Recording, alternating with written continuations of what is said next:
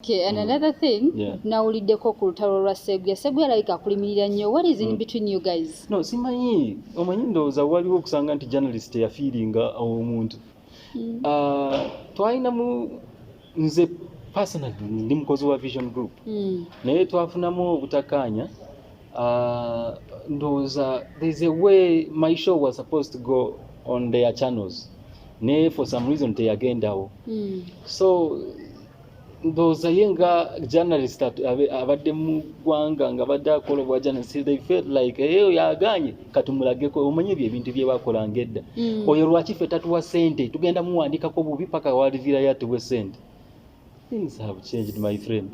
So you think so ina sente ayagala at least akonono so okobeko kyomuwa omusiri that old way, conventional way of journalists. Me, I'm a professional journalist.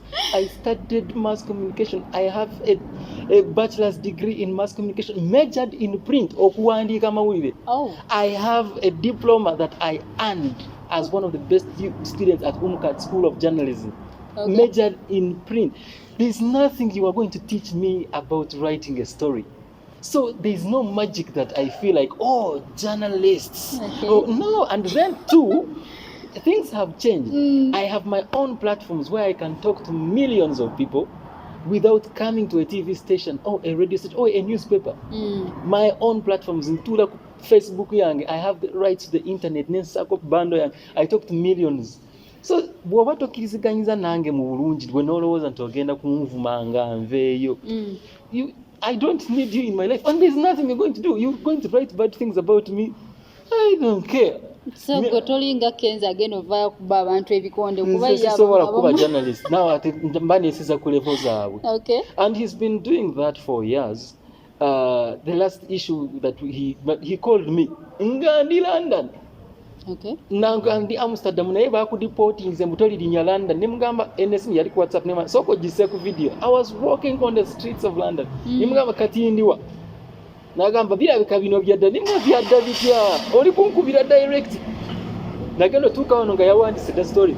Muhangi bamudiportinze mu London ate bwe bakudiportinga mu London toligenda mu America toligenda Australia ningamba ono musajja njagazaaki. So he's been writing bad stories about my brand, about comedy store, about but the sina buzibu nacho amutwala ko mukazi gagwe tomanyo like kuba waita msimanyize naye nze sina buzibu nacho ajja kuwandika paka walikowe. So today he came to my life. He came last week and told me yatusanga ku court ya KCCA Muhangi mbugwe wasibisa babizonto nemubuuza gwe Seguya olowooza ki naga mbiwulidde anembuze yes wabiwuliddeyo naye gwe olowooza ki as in like what do you think you as a professional journalist what do you think happened?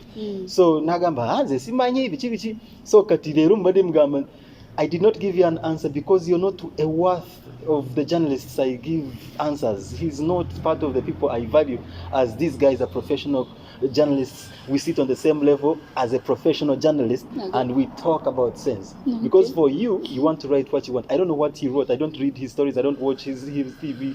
I don't read. It's not my problem. I have TVs that I watch. It's his problem. It is my right. So I don't give him time. Okay. So behavior. But when you find me now in my space, whose page yange, ntadeko bando wange, ndikwogera n'abantu. So I will put you in your place. But me, I don't like quarrels. So nsirikanyo sitera kwogera ku bintu bwe bityo ntugunda akoze bwe biti. Every time people ask me, "Oyo ndi mwayombe ne Salvador nze ntera gamba tetunayomba."